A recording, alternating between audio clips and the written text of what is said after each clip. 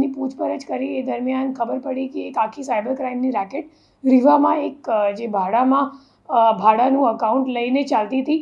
પછી આપણી ટીમ ત્યાં સુધી પહોંચી, લોકલ ટીમની મદદ લઈને આખી રેડ કરવામાં આવી, જેમાં કુલ 9 આરોપીઓની ધરપકડ કરવામાં આવી ગઈ છે. જે તમામ આરોપીઓ છે એ લોકો ગેમિંગ અને સાયબર ફ્રોડ બંનેના પૈસાનું એ લોકો ટ્રાન્ઝેક્શન, વિડ્રોવલ અને ડિપોઝિટના કામ કરતા હતા.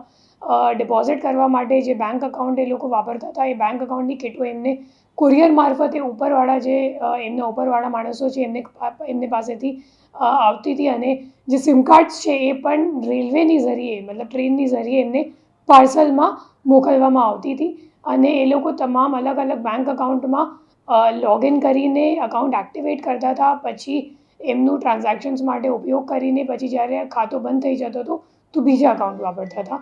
અને ગેમિંગનો અને સાયબર ફ્રોડ બંનેનું પૈસા આમાં લેવડ દેવડ થતી હતી.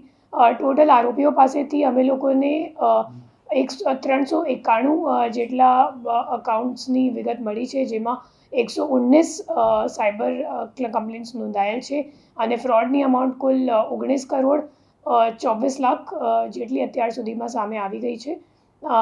એના સિવાય જે બેંકની ટ્રાન્ઝેક્શન્સની માહિતીથી છે એ હાલ પેન્ડિંગ છે.